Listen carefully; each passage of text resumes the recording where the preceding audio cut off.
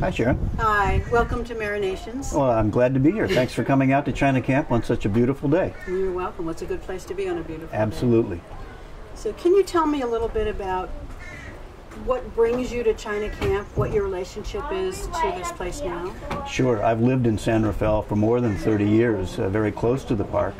And when my children were young, we used to come out here all the time on the weekends. It's a very peaceful, serene little beach down here. They'd play in the sand, play in the water. We'd get a hot dog at the snack bar, and it was just a wonderful day. That was the beginning of my relationship with the park. And over the years, I kept coming back, was running the trails, hiking the trails. And after I retired a few years ago, I became a docent at the village. Which is where we are right now. We're at the historical China Camp Village, right? Yeah.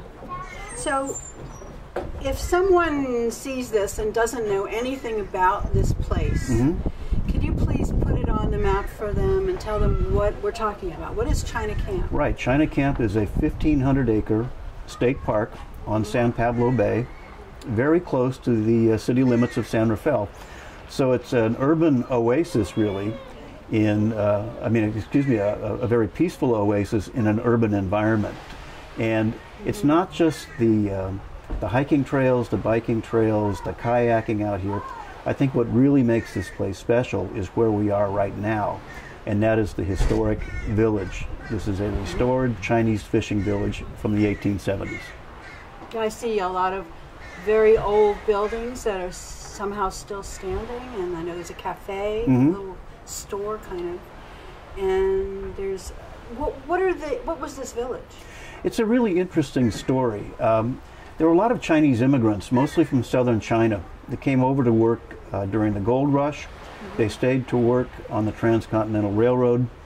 And in 1869, when the railroad was completed, a lot of those immigrants came back to San Francisco looking for work. And they noted that San Pablo Bay looked very much like the Pearl River Delta where they had come from. Many of them had been fishermen in China. So they began what was one of the most successful fishing industries in the state of California. There were 26 camps like this around the bay. And interestingly, what they sold mostly was they would catch the shrimp, dry it on the hillsides all around here, and then package it up and export it back to China as dried shrimp. It was a huge export product.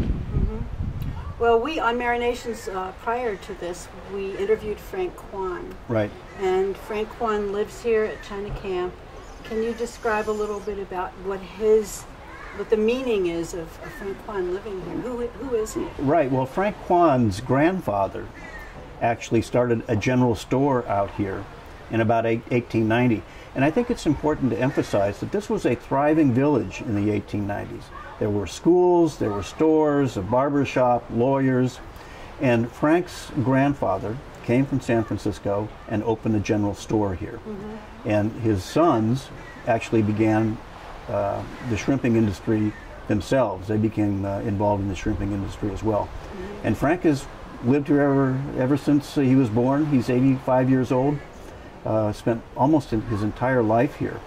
And when this became a state park, he became kind of the living history of the place. The state allows him to stay here, to work here, and he's very much part of the history of China Camp. Right.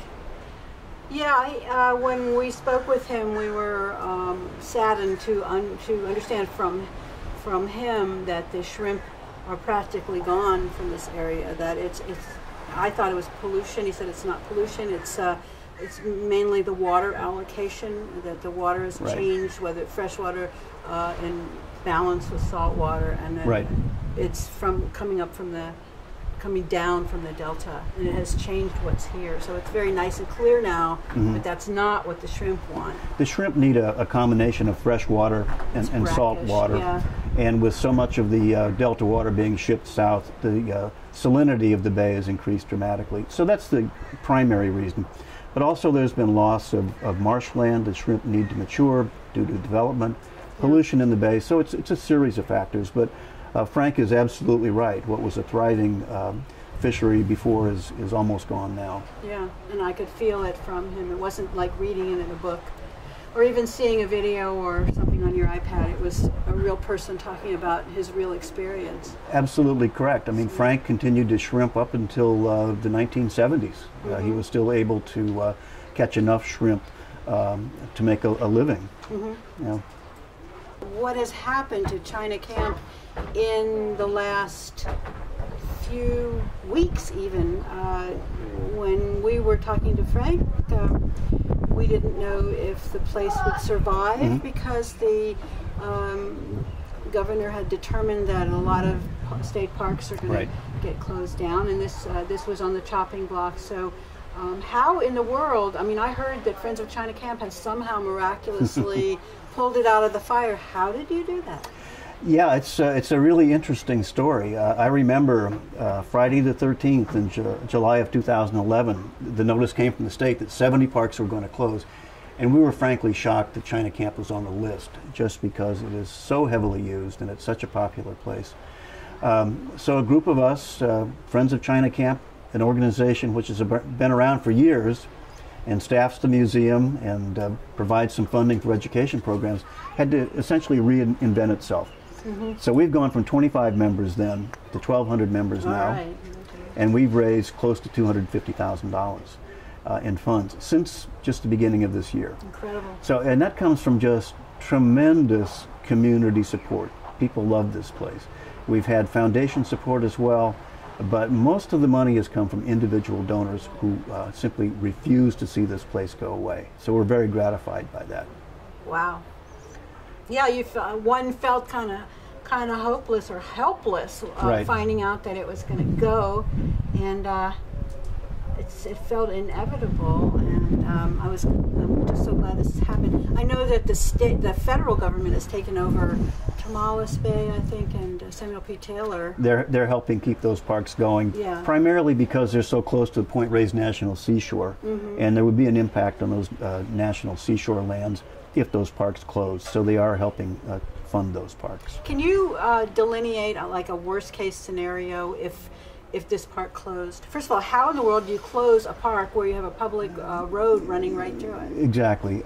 You really can't close this park. You mentioned the public road. A county road goes through the middle of it, and there are probably at least 10 entry points from the neighborhoods around the park. So you couldn't really close it. What it would mean is there would be no ranger on duty. There would be no maintenance of restrooms of the campground. And I think the real concern is that without maintenance of the trails, the park would deteriorate very, very rapidly. And I think we probably would see increased vandalism, all kinds of possibility of fire. So it would be devastating to see this place put in a position of not having the proper staffing. Yes, it would. I thought about fire because I once experienced a house fire, and it's terrifying, and it's uncontrollable force. Right. And this is, as you said, it's an oasis within an urban area. Right. Right. And we live down the street, you know. So just for that reason alone. Right. Plus the animals, you know. There's some wonderful. Do you know? Can you kind of say what animals are here? Well, the ones that people see generally, of course, are the wild turkeys, the deer. We have some coyote out here. Obviously, squirrels, raccoons, skunks, the kind of common animals you see in Northern California. But there are a couple of endangered species out here, including the salt harvest mouse, which you very rarely see, and several endangered bird species as well. So there is plenty of wildlife out here, and it needs to be protected. Definitely. I heard through whatever grapevine it was that the reason the wild turkeys are here, I like wild turkeys a whole bunch, but that there was some fish and game guys imported them, migrated them down from some place in the north, and they kind of didn't think about the impact, and they've been proliferating, and it's just kind of a funny story, you know. It is true that they're not native. They were brought in as game birds primarily, and without the culling of the birds, they're not really a problem yet. But there's a lot of them out here. But there's no hunting here. No hunting here. So that's they right. can't be game birds. That's right. Not they anymore. won the game. Yeah, it's a good way of putting it. Yeah. I'm always for the animals. Yeah. What what can people do within the park? What are some of the, I know you mentioned hiking, and I know you have done things, you've been a park aide yourself, and Yes, actually I have. was a park aide too here. So we know about trails, we know about bicycles, but what else can people do here? You can fish out here. This is a great place for sturgeon fishermen. It's a great place for kayakers. This bay that we're in is wonderfully protected, and we have a launch point for kayaks. It's great for sailing. Sailors come in and anchor out here on the weekends primarily. So there's a lot of activities other than just hiking and biking and camping. It's also a wonderful place to come out if you're interested in birds. It's a wonderful place to come out and watch the birds, and there's a lot of also, I think, really special trees and shrubs out here that have been preserved because it's open space, and that's another opportunity for people. When I was working here, I noticed that there was something called dotter, D-O-T-T-E-R, and it's a parasite that grows on the pickleweed. Right. And it's sort of an orange. Is there any way that could be controlled, or what's the philosophy here about? Well, you know, it's interesting. I was just learning about this yesterday. And you're right. It's very distinctive. It's an orange plant that grows with the pickleweed, but they're both native species. You know, and it is a parasite, and it does feed off of the pickleweed. But it's a natural process, and the pickleweed survives. So it's really not the kind of invasive species that is destroying what was here before. So the answer is you pretty much leave it alone and enjoy the bright orange color. But here, things seem to be okay. Does nature balance itself out here in general, or does it have to be maintained or something? Well, you know, that's interesting too. If you look around the hills here, you can see how thickly forested they are. Yeah. And many people see that as a sign of a healthy forest. But what happens is, if you don't have fires are part of nature, forest fires, and those are actually good for the forest because it gives the remaining trees a chance to rejuvenate and come back stronger than they were before. So one of the things here is that there's almost too much forest, too thick, and there are some people who advocate the idea of controlled burns to kind of clean it out a little bit, but that poses all kinds of risks. It's very risky, right?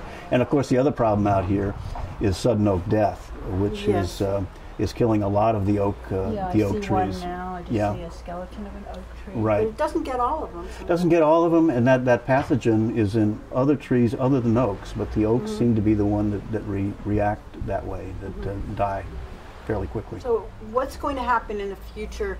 How do you envision a best case scenario for the future of China Camp? Will there be naturalists here looking at how things are in harmony or disharmony?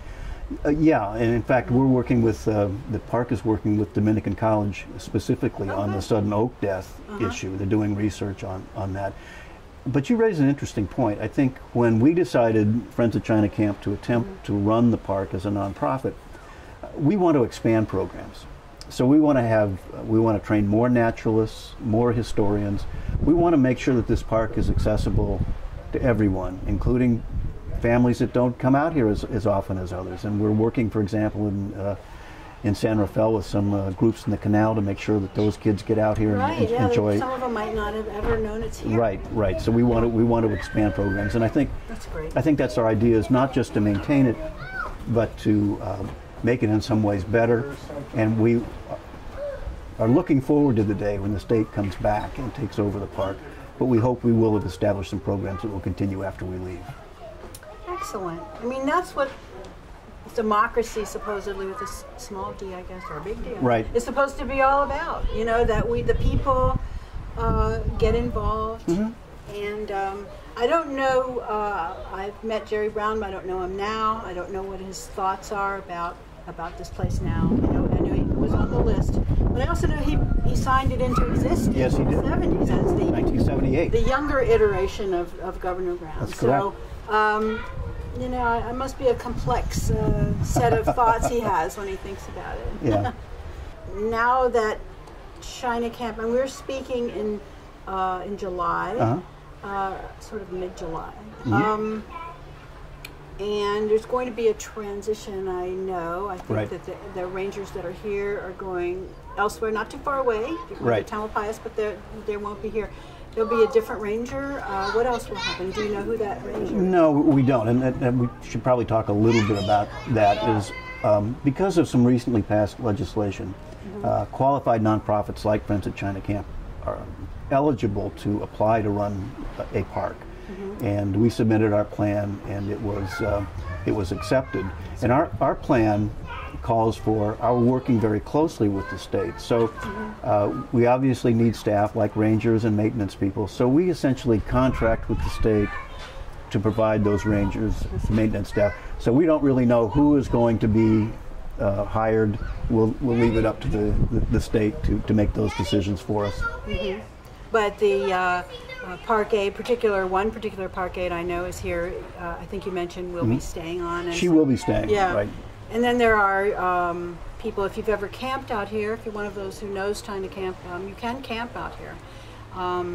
And there are people that volunteer and live in their own RVs, usually 2 RVs side by side, Right. that are called camp hosts or campground hosts. When I first heard it, I thought camp posts. Camp posts. But anyway, they're people, and they help you when you're going to camp. They help Right. you with firewood. They help you with knowing where your site Right. is, and in the middle of the night, if you need anything, they're available. So, what's going to happen with them? Do you still have them? Or? Yeah, I'm glad you brought up the campground, because this is a really wonderful campground. It's got about 35 sites.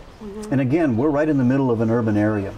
And so people who want to camp don't have to drive to Yosemite. You've got this wonderful campground right here. We have made a commitment to keep the campground open year-round. And we are actually in the process of trying to expand the campground a little bit. We're trying to add some group campsites that would be good for Boy Scout troops or family groups that want to get together and have a reunion or something. So this is another example of our not just maintaining what's here, but trying to improve the facilities. Yeah, that's wonderful. It's a fascinating place, and especially if people think about camping in the summer. Camping here in the winter is very interesting because the hills are green. Yes. As you know, in California, the hills go gold, or whatever you want to call it, in the summer, and then in winter they revive and Right. become green. And then the water is running in the creeks because they're dry, seasonal creeks. So you have that experience, and I think it could be quite wonderful. I hope we do it one of these days. Yeah, there are actually some people who prefer camping in the winter. Just because it never gets that cold out here, and usually the rain, when it comes, doesn't last too long. So it is a very different place in the winter. It's a special place. Yeah, and you guys wouldn't kick the campers out if it rained. No. That's good. How can San Rafael neighbors, Marin County neighbors, people that might be seeing this, step up and take ownership themselves? Right. What could I do, for example, to help the park survive and Sure. thrive? The park will remain owned by the state. The state has said they have no interest in selling any of the state parks during this financial crisis. And the plan is that when the financial situation turns around, they'll be right back here operating the park again. Friends of China Camp is entering into a 3-year agreement with the state to operate the park as a nonprofit. And, I think you mentioned neighborhood groups. Yes. We've had tremendous support from neighborhood groups in San Rafael who have stepped up, contributed money and time to make sure that our effort has been successful. And if people want to get involved, the best thing to do is to go to our website, which is www.friendsofchinacamp.org. And if you go to that website, you'll get information on the status of the park, the things that we're doing, but also ways to donate to Friends of China Camp and to volunteer at China Camp. We have a tremendous need for volunteers to work at the museum, to do trail monitoring, plenty of opportunities for folks who love this park who want to get more involved. And we're glad to have people who can volunteer 2 hours a week on up. So if you've got a few hours, go to our website, you can volunteer online, and we'd love to hear from you. Do you have a favorite memory that took place here? I have a picture that is still on my desk of my 2 kids. We have a boy and a girl right out here on the beach with their pants rolled up and a bucket and a shovel, smiling, and it's just, it captured so many memories of this place for me, and it's tied up with just the serenity of the place and family. Mm. It's very heartful, I can feel it. Our Friends of China Camp chairperson, Ernest Chung, who is a retired business executive living in Kentfield, who was really kind of the catalyst for bringing a group of us together who were committed to the park, had some time to spend, had some skills that we could use, but I think he was the one who brought us together, and I think without him we would not have succeeded. Interesting. Does the fact that he's Chinese enter into it? Because I know that Frank Kwan said that people from China and Chinese Americans come out here a lot, right? Because it's part of their history. Yeah, so, that's true. And interestingly, we're getting a lot of visitors from China now who have know about China Camp. A lot of them from Hong Kong, but some of them from mainland China as well, who have read about China Camp, and this is now on their itinerary of things they want to see when they come to the Bay Area. That's fascinating. Yeah.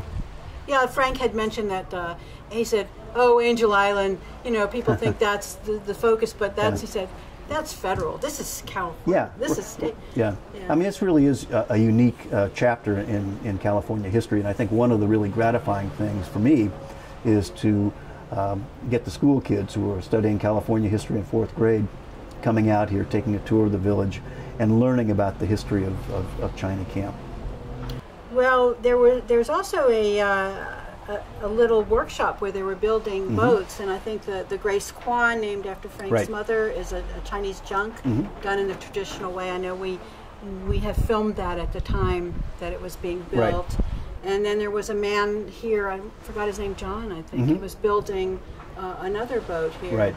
And I wanted him to name it Ranger Dan, but he somehow I don't think that happened. But it was an Italian kind of boat. I'm not sure how that relates, except that I'm sure that there are a lot of Italians that come out here too. Well, yeah, that's really interesting. Yeah, the Grace Kwan was actually built here by a gentleman named, believe it or not, John Muir.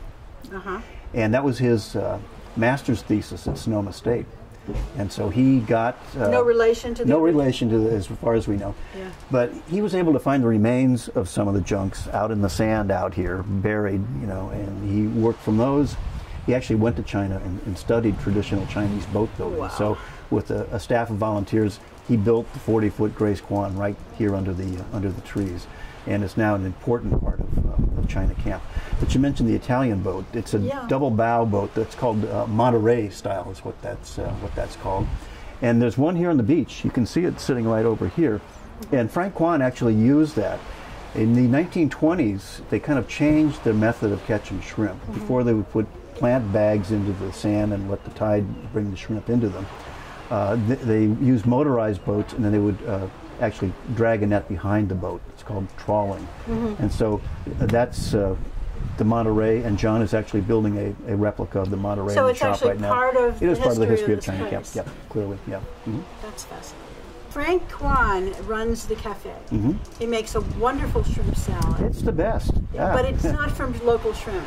You No. know, but it probably, it can remind you. It can give you that tactile feeling. Sometimes when you eat something, you become even more a part of the place. Yeah, I think the shrimp now mostly comes from, probably Oregon, Washington.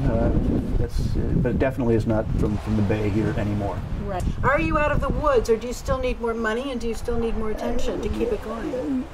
Yeah, we have a $250,000 shortfall that we need to meet every year. So we're trying to find ways of becoming sustainable, and so that obviously is going to require continued fundraising, working with more with corporate sponsors.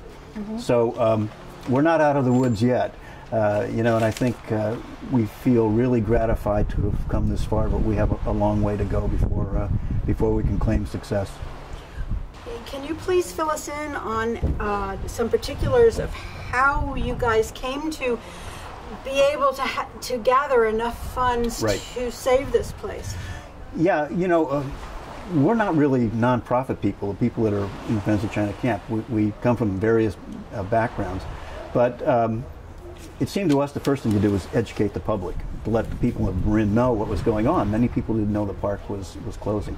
So we went out to neighborhood associations, we went to the farmers market, we contacted the Marin IJ, which has been extremely supportive. So the first thing we had to do was get the word out that the park was closing and that Friends of China Camp was around.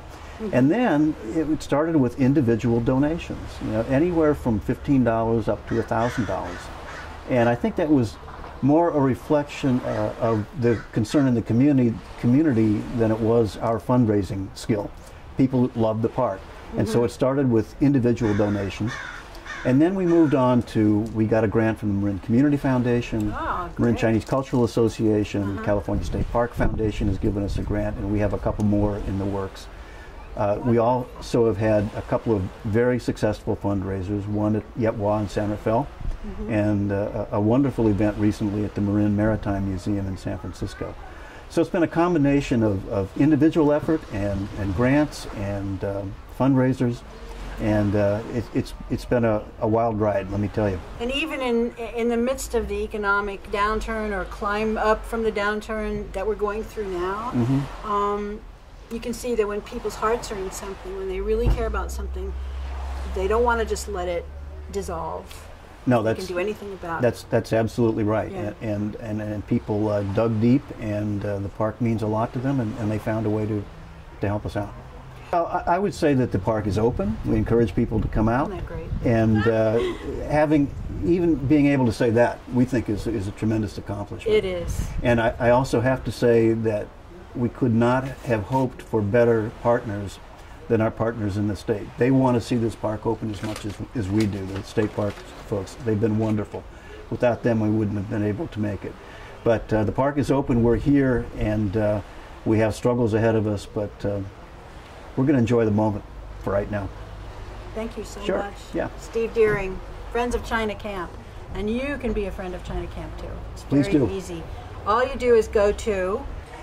We encourage people to go to our new website. It's friendsofchinacamp.org, and there's information there on the current status of the park, but also ways to donate to Friends of China Camp to keep the park open, and to volunteer. We have a tremendous need for volunteers out here. Even if you've only got a couple of hours a week, we would love to hear from you.